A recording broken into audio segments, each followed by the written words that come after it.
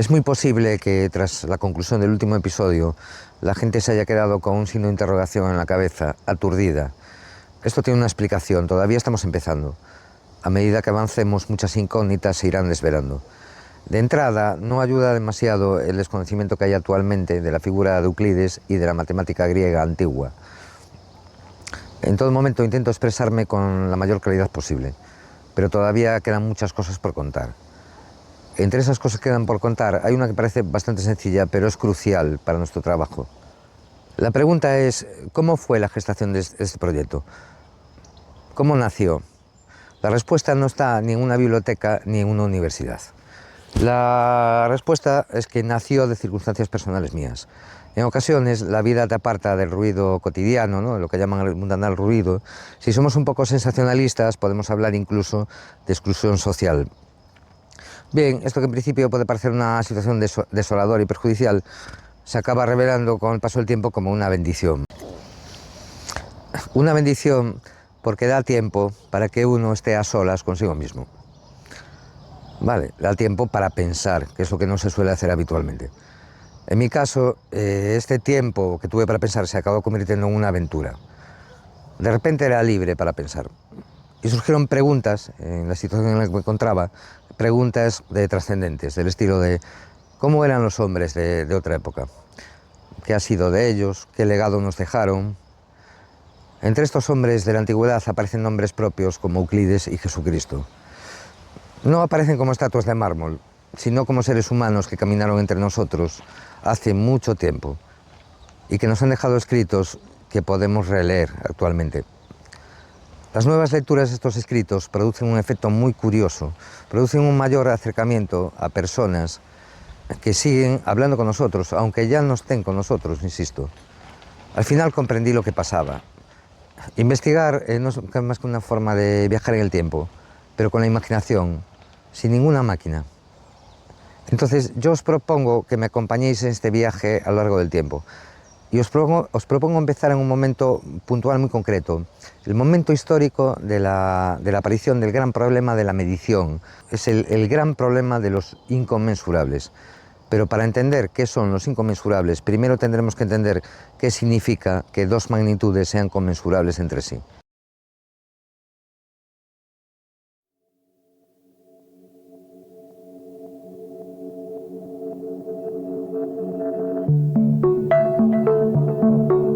En el siglo VI a.C., el legendario filósofo griego Pitágoras de Samos funda en la ciudad de Crotona, en el sur de Italia, una comunidad científico-religiosa conocida como la comunidad pitagórica. Los pitagóricos creían firmemente que el mundo estaba regido por los números. Desde muy pronto sintieron una irresistible curiosidad científica por la música, en la que las relaciones numéricas de lo armonioso se vuelven especialmente evidentes. Estas relaciones numéricas se pueden analizar especialmente bien usando un instrumento conocido como monocordio. Mostramos ahora un simulador de monocordio compuesto por una cuerda que está sujeta en los dos extremos del monocordio y un puente de madera intermedio que puede deslizar para restringir la cantidad de cuerda que va a vibrar.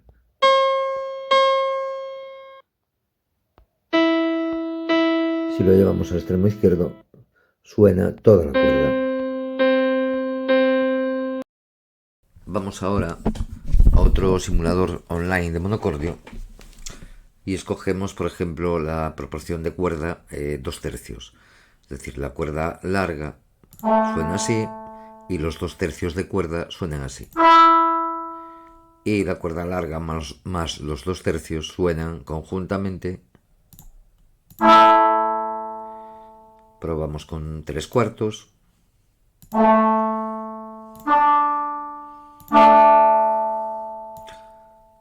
Y ahora con una proporción intermedia.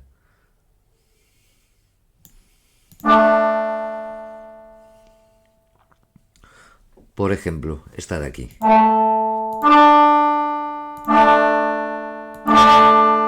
Aquí ya se aprecia la disonancia. Esto no suena bien.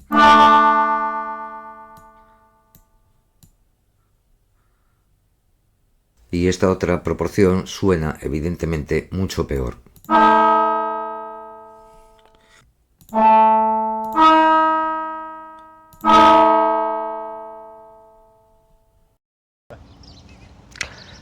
No es frecuente que nos paremos a pensarlo, porque la utilizamos todos los días.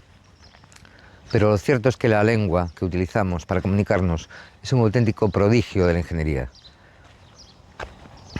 Extraordinariamente compleja y versátil, nos otorga, entre otras cosas, el poder de influir en las decisiones de los demás, así como en su estado de ánimo. Con ella podemos razonar, comunicar ideas, expresar sentimientos. Se la mire como se la mire, resulta innegable que la lengua es una herramienta maravillosa. No sabemos cómo se engendró. Hay múltiples teorías, pero a fecha de hoy sigue siendo un enigma que la ciencia no puede resolver. Yo me inclino a creer que detrás de herramientas de este tipo hay inventores. Una élite intelectual concibe y diseña la herramienta para que el resto de la comunidad humana la use. No tengo mucha fe en el poder creativo de la masa humana, pero sí en el de las individualidades. Así ha sido siempre a lo largo de la historia que conocemos. Hindúes y antiguos griegos, conscientes de la complejidad del lenguaje, lo estudiaron de manera científica mediante la gramática.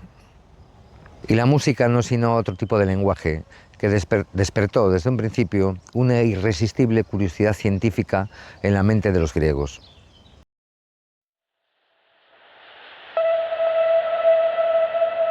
El físico William Francis Magee describe este hecho de forma muy elocuente en su libro de 1911, Principios de Física. El uso de instrumentos musicales de cuerda es muy antiguo. Casi desde que se empezaron a usar, se observó que el tono producido por la cuerda depende, en cierta medida, de la fuerza o tensión con la que se estira y de su longitud. Se cuenta, con datos fidedignos, que Pitágoras investigó la relación entre la longitud de una cuerda y la altura del tono que emite, y descubrió que cuando cuerdas cuyas longitudes eran de 1, medio, 2 tercios y 3 cuartos estaban bajo la misma tensión, los tonos que emitían eran los de la escala musical ordinaria, llamados fundamental, octava, quinta y cuarta.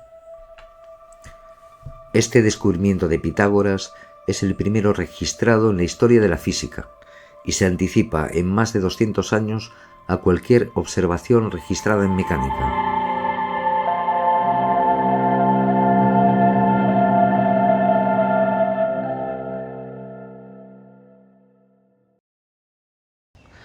Al volcar su atención en la música, los griegos la diseccionaron de manera casi quirúrgica. Gracias a sus estudios del monocordio y de los intervalos consonantes, descubrieron que las leyes de la música estaban regidas por los números, es decir, por las matemáticas. Se acababa de resolver el enigma de la armonía musical. Lo armónico era regido por los números. Por eso los intervalos consonantes sonaban tan bien. Los números gobernaban el mundo. Si nos paramos a pensarlo, el estudio realizado por los pitagóricos es muy parecido al que realizó mucho tiempo después, en el siglo XIX, el científico Joseph Fourier, cuando descompuso matemáticamente una onda en una serie infinita de senos y cosenos de distinta frecuencia. Básicamente es el mismo espíritu científico. Podría decirse que los griegos fueron los primeros que escribieron el guión de la película Matrix. No, eso se puede cortar, ¿no? Sí, Sí, ya acabé. Este está no por acabado. eso, pero...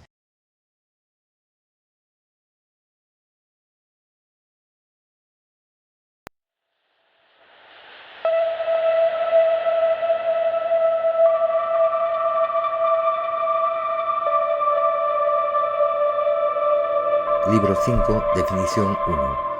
Una magnitud es parte de una magnitud, la menor de la mayor, cuando mide a la mayor. 5, definición 2. La mayor es múltiplo de la menor cuando es medida por la menor. De estas dos definiciones, la segunda no tiene especial problema. Todos sabemos lo que es un múltiplo de otra magnitud. Respecto a la primera, es curioso que utilice el término parte. en lugar de medidor o, como decimos actualmente, divisor. Quedémonos con este dato, porque va a formar parte de un acertijo que tendremos que resolver en breve. Empecemos explicando qué significa que una magnitud sea medidor común de otras dos. Vamos a partir de dos magnitudes cualesquiera, dos segmentos A y B. Y vamos a ensayar una serie de posibles divisores comunes que van a ser C, D y E. Observamos que A es 6 veces C y que B es 4 veces C. Bien, entonces decimos que C es un medidor común de los segmentos A y B y que A es a B como 6 es a 4, es decir, A y B están en la relación 6 a 4. En este otro dibujo vemos que sucede que A es a B como 3 es a 2. Esto es lógico.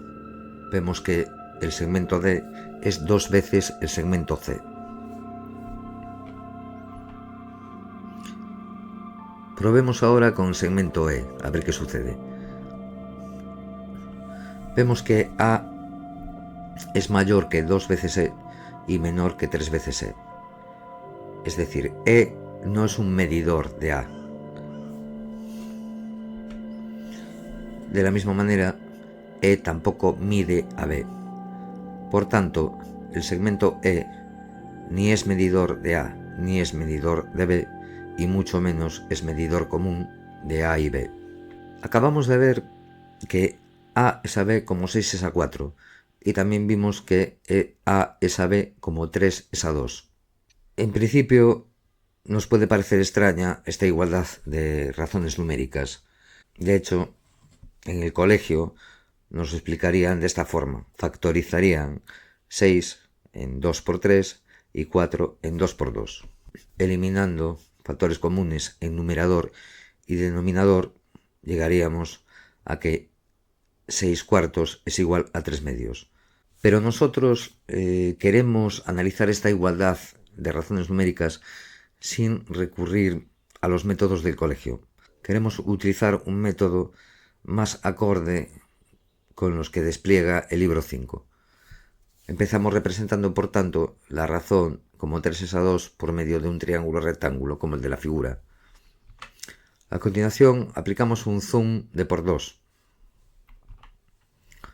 obteniendo así la razón como 6 es a 4. Se observa que la razón como 3 es a 2 tiene la misma forma que la razón como 6 es a 4.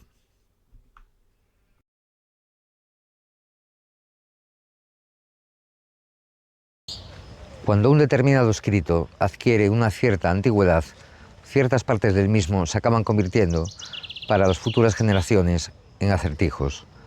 Esto tiene un motivo. La sociedad cambia a medida que pasa el tiempo, por lo que no es exactamente igual la sociedad cuando se escribió el texto y cuando nosotros lo leemos. De modo que, para lo que una sociedad es evidente, para la otra es un misterio. Examinaremos a continuación uno de estos acertijos. Su enunciado aparece descrito por un lado en un texto de Aristóteles y por otro en un texto de Euclides. Gira alrededor de las palabras parte y partes, singular y plural. En ciertas circunstancias, el acertar un acertijo, valga la redundancia, podría decirse que marca la diferencia entre la vida y la muerte.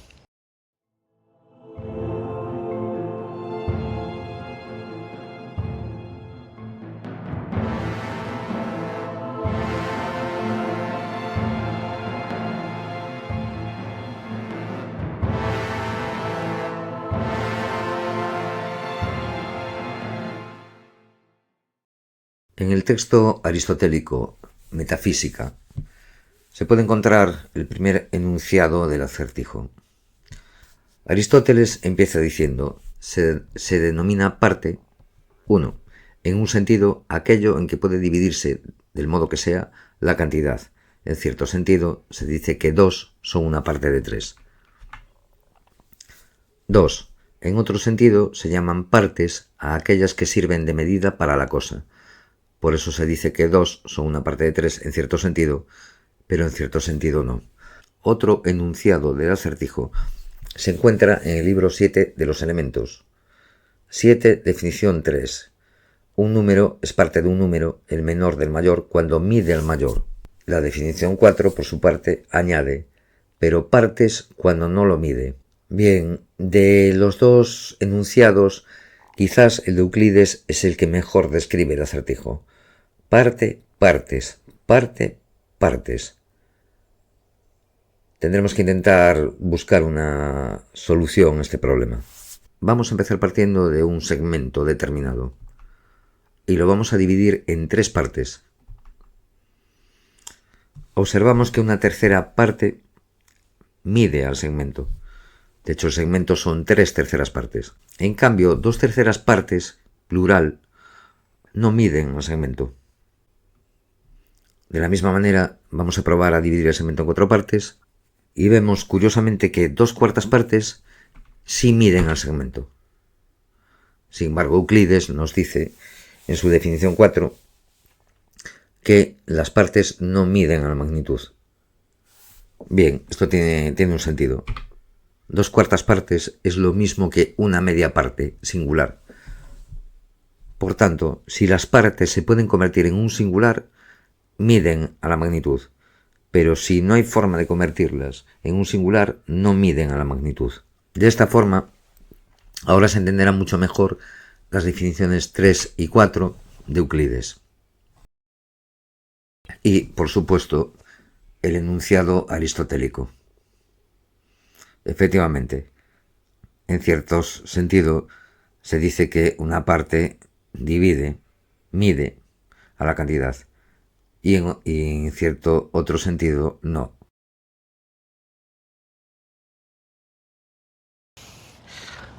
Casi podría decirse que acabamos de ayudar a Indiana Jones a salvar su cabeza. Bien, ya para terminar este episodio, lo haré planteando una pregunta. Hemos estado hablando de magnitudes conmensurables que admiten un medidor común, pero ¿qué sucedería si 2 magnitudes no la admitiesen? ¿Las consecuencias serían graves? La respuesta es sí, serían gravísimas, porque entonces habría ciertas razones que no podrían expresarse mediante números, como 2 es a 3, como 5 es a 4, etc. Y esto echaría por tierra la visión numérica que los pitagóricos tenían de la realidad. Su perspectiva a lo Matrix se vería seriamente afectada, y no estamos hablando de una visión cualquiera, sino de una de tipo místico religioso. Ya os advierto que estas parejas de magnitudes que no admiten un medidor común y que tanto perturbarían a los pitagóricos existen, y en mucha más abundancia de la que nos imaginamos. Se trata del caso de los inconmensurables.